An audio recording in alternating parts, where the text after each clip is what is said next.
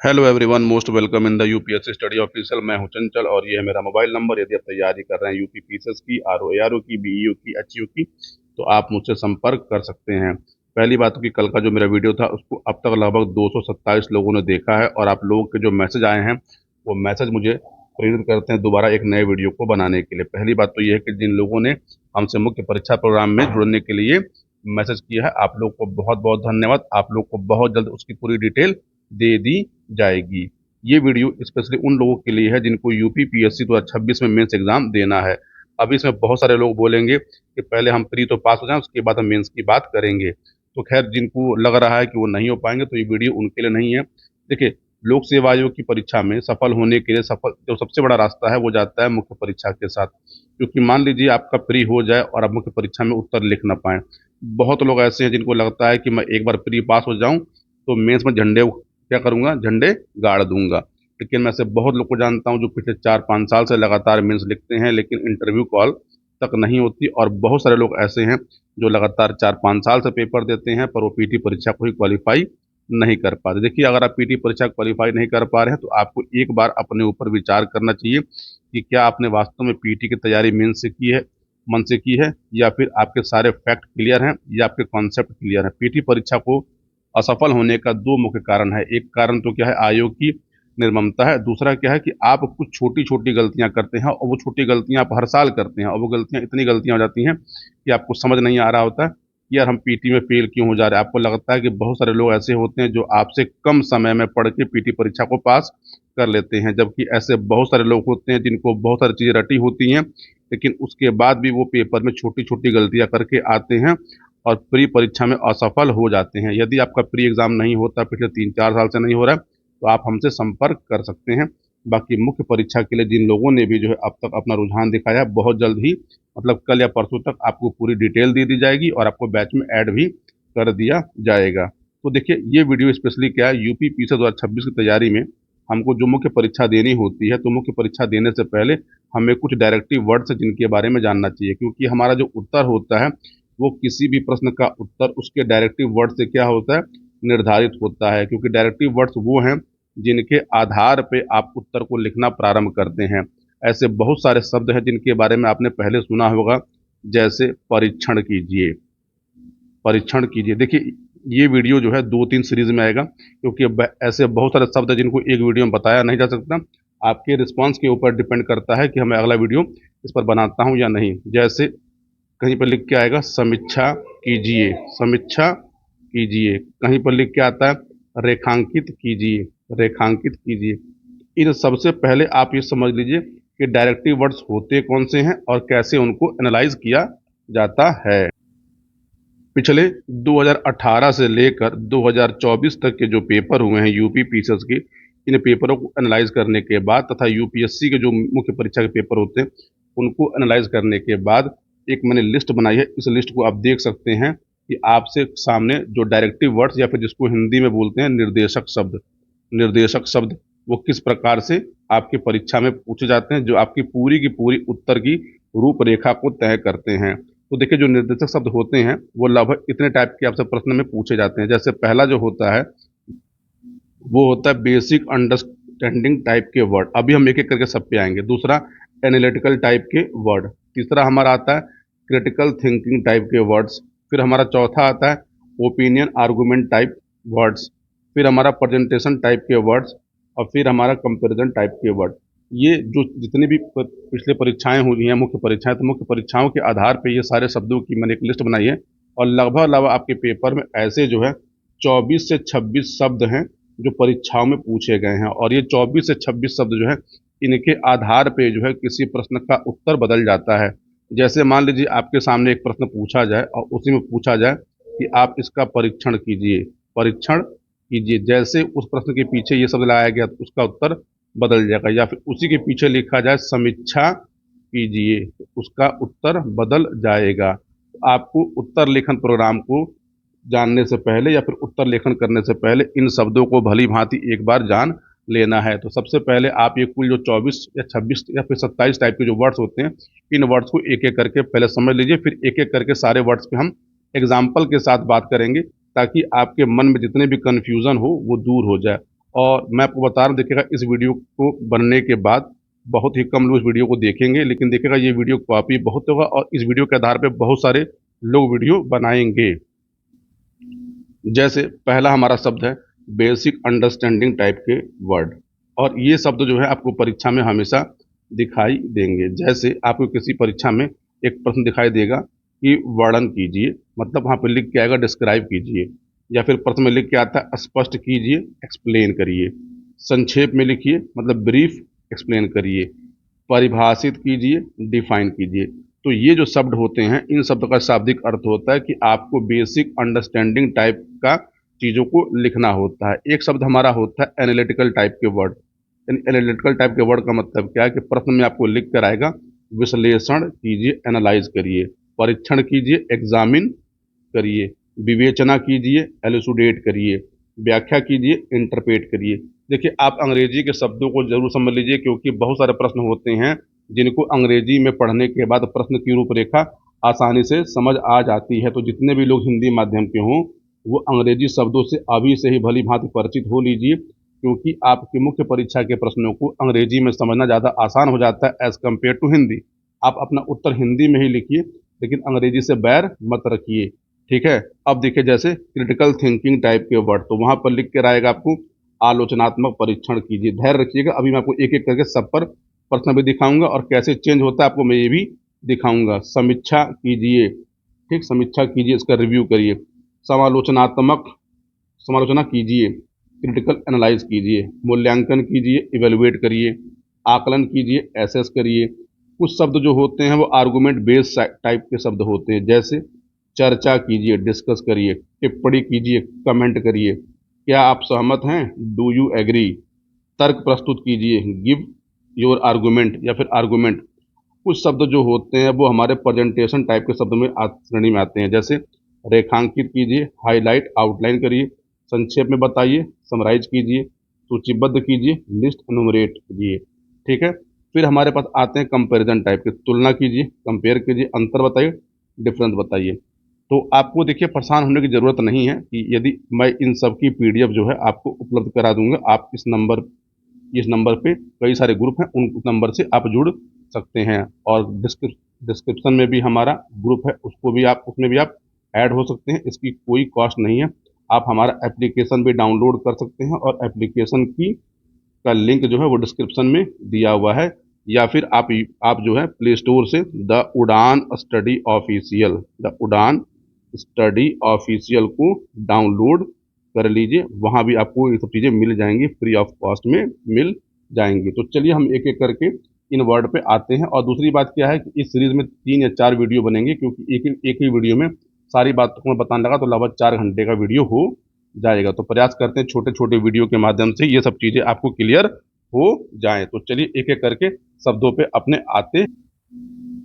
तो देखिए सबसे पहले प्रतियोगी परीक्षाओं में लेखन के पहले का जो है एक बेसिक जान लीजिए कि आपका जो लेखन होता है वो किस टाइप का लेखन होता है, लेखन का प्रकार कैसा होता है। तो आपको जो उत्तर लिखना होता है उस उत्तर में 2 फॉर्मेट होता है, मतलब आपको फॉर्मल प्लस एकेडमिक राइटिंग करनी होती है।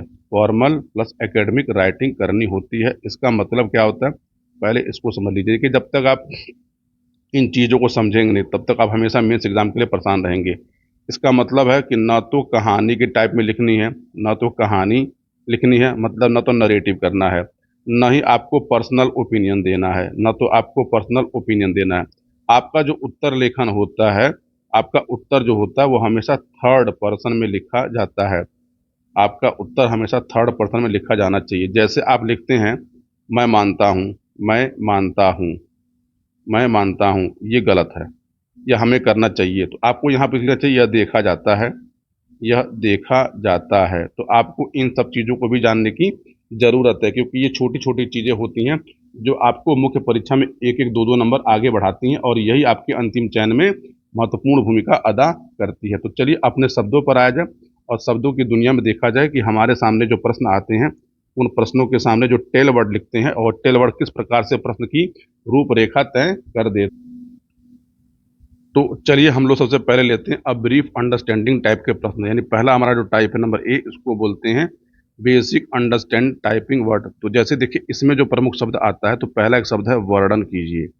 वर्णन कीजिए, इसको बहुत ध्यान से चीज़ों को समझ लीजिएगा तो आपके लिए मुख्य परीक्षा में उत्तर लिखना आसान हो जाएगा। वर्णन कीजिए, इसका मतलब क्या है कि आपको अर्थ स्पष्ट करना है। पहला काम तो क्या करना है, आपको अर्थ स्पष्ट करना है, आपको तथ्य लिखना है, क्रमबद्ध लिखना है, ठीक, क्रमबद्ध लिखना है, हल्का विश्लेषण करना है। आपको हल्का विश्लेषण करना है, मतलब आपको ऐसे शब्द जब लिख कर आएंगे तो आपको डिटेल में क्या करना है, उसका विश्लेषण नहीं करना है।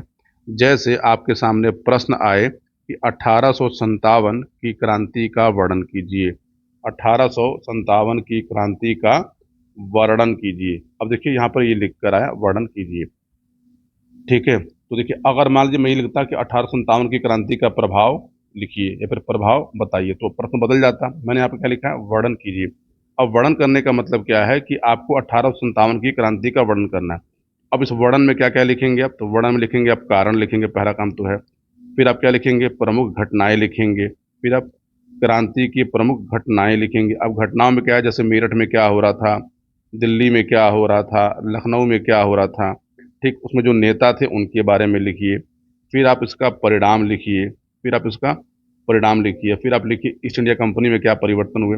मतलब ये छोटे छोटे चीज़ों को आपको लिखना होगा। यानी वर्णन करने का मतलब क्या है कि आपको उसका अर्थ बताना है, तथ्य बताना है, और क्रमबद्ध तरीके से लिखिए। जैसे एग्जाम्पल तौर पे आप पहले प्रमुख घटनाएं लिख दीजिए, फिर बाद में कारण लिखिए, फिर परिणाम लिखिए। ऐसा नहीं होगा, क्योंकि क्या है कि आप एक अधिकारी बनने जाने, और ब्यूरोक्रेट का मतलब क्या होता है, तो ब्यूरोक्रेसी का मतलब क्या होता है कि आप उस चीज को एक प्रॉपर मैनर में लिखेंगे। जैसे मान लीजिए किसी प्रश्न में लिख के आ जाए, स्पष्ट कीजिए, स्पष्ट कीजिए, या फिर इसी को अंग्रेजी में बोलते हैं एक्सप्लेन कीजिए। तो आपके सामने जैसा मैं एक प्रश्न देता हूं, प्रश्न क्या है, हरित क्रांति, हरित क्रांति मतलब ग्रीन रिवॉल्यूशन, हरित क्रांति के प्रभाव स्पष्ट कीजिए, कि प्रभाव स्पष्ट कीजिए, स्पष्ट कीजिए, ठीक है, स्पष्ट कीजिए। देखिए आपके सामने क्या ये प्रश्न है कि प्रभाव, नया वर्ड इसमें क्या जोड़ा गया, स्पष्ट कीजिए। तो यानी आपका पूरा का पूरा उत्तर इसी के ऊपर डिपेंड करा हुआ है। अब देखिए जब ऐसे प्रश्न आएंगे तो आपका जो अप्रोच होगा, तो आपका अप्रोच कैसा होना चाहिए। अप्रोच का मतलब क्या है कि आपको अप्रोच में लिखना होगा व्हाट, फिर आपको लिखना होगा वाई, फिर आपको लिखना होगा हाउ, फिर आपको लिखना होगा इसमें इम्पैक्ट। इम्पैक्ट मतलब क्या है, इसका मतलब क्या है कि इसमें आप लिखिए डिफिनीशन लिखिए। पहली बात तो यह है, पहले डिफिनीशन लिखिए। फिर उसके बाद आप कॉज लिखिए, हरित क्रांति के कॉज क्या थे। फिर आप उसकी मैकेनिज्म लिखिए। फिर आप उसके इफेक्ट को लिखिए। जब आप इतना पॉइंट लिखेंगे, अगर ये प्रश्न मान लीजिए 8 नंबर में पूछा जाता है, तब जाके आपको 4, 4.5 या 5 नंबर मिलना स्टार्ट होंगे। वरना अगर आप लिख के आएंगे तो आपको 1 नंबर 2 नंबर से ज़्यादा नंबर मिलते नहीं है। देखिए मुख्य परीक्षा बहुत सारे लोग लिखते हैं, लेकिन लिखने के बाद भी उनको लगता है कि मैंने बहुत अच्छा लिखा है और मुझे नंबर अच्छे मिलेंगे, इंटरव्यू तक की कॉल नहीं होती। कॉल नहीं होने के पीछे कारण क्या होता है कि वो जहाँ पे आंसर राइटिंग कर रहे होते हैं, तो आंसर राइटिंग उनको कराने वाला व्यक्ति या कॉपी चेक करने वाला व्यक्ति, तो वो बस करता है क्या है कि इंटरव्यू अच्छा लिखा है, मेन बॉडी में ये कर दीजिए वो कर दीजिए। क्योंकि वो कभी भी जो टेल वर्ड होते हैं, तो उसने टेल वर्ड पे कभी काम ही नहीं किया। तो जब तक आप समझ लीजिए कि मुख्य परीक्षा के उत्तर लेखन में जब तक आप टेल वर्ड पे काम नहीं करेंगे, टेल वर्ड को समझेंगे नहीं, तब तक आप बार बार मुख्य परीक्षा देते रहिए। रिजल्ट वैसे का वैसा रहेगा। देखिए जो लोग सेलेक्ट होते हैं वो चीज़ों को जान रहे होते हैं, लेकिन वो एक तो देखिए उनके पास टाइम नहीं है, दूसरी बात क्या, हर व्यक्ति उस तरीके से बता नहीं सकता। तो वो चीज़ों को समझते हैं, लेकिन फिर भी बहुत सारी कारण से आपको बता नहीं पाते। जैसे एक टेल वर्ड और आता है, मैं बताता हूँ आपको, जैसे लिख के आएगा पेपर में, संक्षेप में लिखिए, संक्षेप में लिखिए। इसके लिए अंग्रेजी में एक वर्ड यूज किया जाता है, उसको बोलते हैं ब्रीफ एक्सप्लेनेशन, ब्रीफ एक्सप्लेनेशन।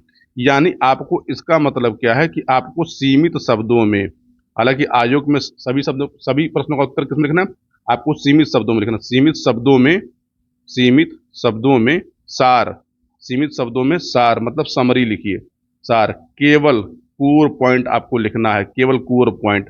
जैसे आपके सामने प्रश्न यहां पर होता कि जलवायु परिवर्तन, जलवायु परिवर्तन क्या है, जलवायु परिवर्तन क्या है, संक्षेप में लिखिए, संक्षेप में लिखिए, ठीक है। अब देखिए जलवायु परिवर्तन सभी को पता है, अब संक्षेप में लिखना है। तो तो आप सभी जानते हैं जलवायु परिवर्तन का मतलब क्या होता है कि तापमान में वृद्धि हो रही है। आप लिखिए तापमान में वृद्धि हो रही है। फिर क्या है, green house gas, green house gas, समुद्र स्तर का बढ़ना, समुद्र स्तर में वृद्धि, समुद्र स्तर में वृद्धि। अब आपको यहाँ पर 4-5 पॉइंट लिखिए। 4-5 पॉइंट लिखने के बाद ही आप संक्षेप में इस चीजों को बता ले जाएंगे, तो आपका उत्तर समझिएगा अपने आप स्ट्रक्चर्ड हो जाता है। जैसे बहुत लोग कहते हैं ना कि आप अपना उत्तर बैलेंस लिखिए, स्ट्रक्चर उत्तर लिखिए। तो बैलेंस और स्ट्रक्चर उत्तर का मतलब क्या होता है कि आपको एक एक चीजों को समझने की जरूरत है। जैसे सब मान लीजिए एक शब्द आता है परिभाषित कीजिए, परिभाषित कीजिए, इसके लिए अंग्रेजी में वर्ड लिख के आएगा डिफाइन करिए, डिफाइन। अब इसका मतलब क्या है, इसका अर्थ क्या है, तो इसका अर्थ है सटीक, इसका अर्थ है, आप सटीक लिखिए, सटीक। मानक लिखिए, मानक के आधार पे लिखिए, मानक परिभाषा आपको लिखनी होगी, उसके मतलब क्या है। जैसे मान लीजिए आपको अगर प्रश्न आए सतत विकास को परिभाषित कीजिए, सतत विकास को परिभाषित कीजिए, विकास को परिभाषित कीजिए, परिभाषित कीजिए, ये प्रश्न है। सतत विकास परिभाषित कीजिए।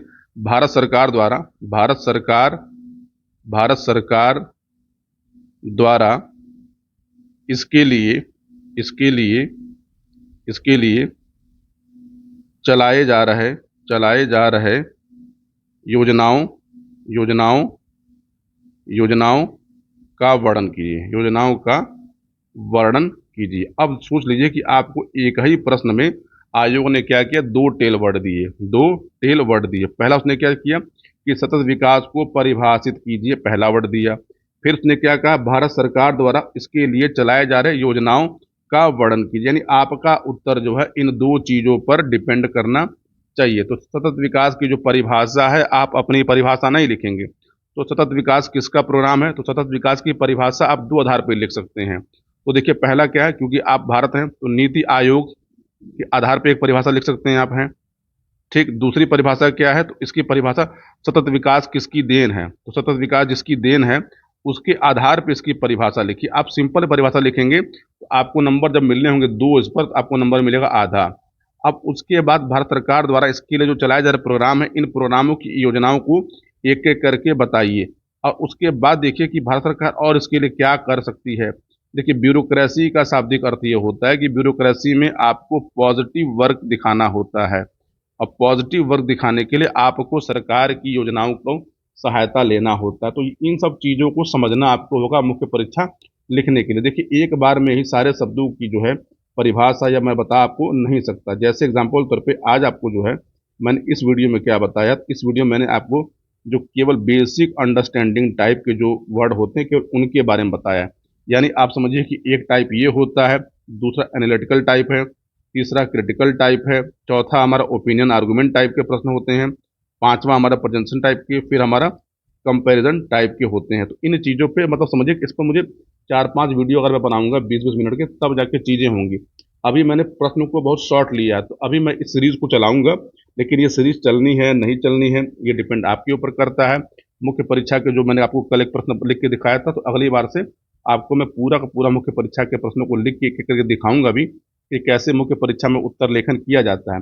बाकी जो लोग जुड़ना चाहते हैं प्रोग्राम के साथ, आपको कल संडे है, कल इसकी डिटेल आपको दे दी जाएगी कि किस प्रकार से यूपीपीएससी 2026 मेंस में आप हमारे साथ जुड़ सकते हैं। हमारा मेन टारगेट ये है कि पेपर होने से पहले, पेपर होने से कम हम 5 पेपर अपने मुख्य परीक्षा के तैयार कर ले, ताकि परीक्षा होने के बाद हमारे लिए केवल केवल जो है बस प्रैक्टिस बचेगा, और प्रैक्टिस के द्वारा ही हम अपनी पूरी तैयारी कर लेंगे। देखिए मुख्य परीक्षा की मार्केट में कोई एग्जैक्ट किताब नहीं आती, और कोई ऐसा मैटर नहीं है जो आपको मुख्य परीक्षा को तैयार करा दे। तो मुख्य परीक्षा को तैयार कराने के लिए आपको अपने सिलेबस से एक एक करके पास होना पड़ेगा।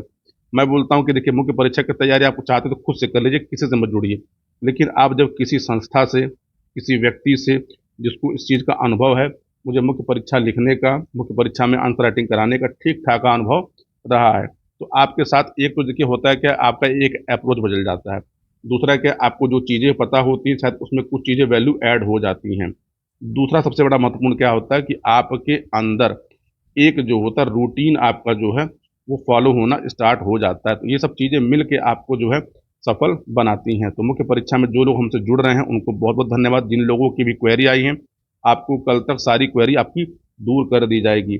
और हमारा टारगेट है कि देखिए अप्रैल अप्रैल मई, जून, जुलाई, अगस्त, सितंबर, ये मतलब 1 2 3 4 5, ये कुल 6 महीने हैं। तो 6 महीने में हम एटलीस्ट 5 पेपर अपने प्रिपेयर कर लें। बाकी जो लोग अस्त्र बैच में जुड़े हुए हैं वो चिंता ना करें, अस्त्र बैच का सिलेबस भी हमारा 31 जुलाई तक सिलेबस खत्म हो जाएगा।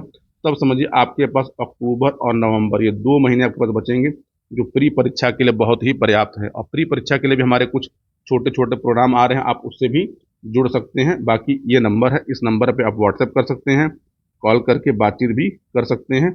आप बस लिख दीजिएगा इस पे कि चंचल सर से बात करनी है, तो मेरी टीम मुझको इंडाइट कर देगी, मैं आपको खुद कॉल बैक करके आपसे बातचीत हो जाएगी। तो पूरा वीडियो देखने के लिए आप सभी को बहुत बहुत धन्यवाद। ये वीडियो कैसा लगा इस पर कमेंट जरूर करिएगा, और वीडियो को लाइक शेयर जरूर करिएगा। पूरा वीडियो देखने के लिए आप सभी को बहुत बहुत धन्यवाद। मिलते हैं अगले वीडियो में।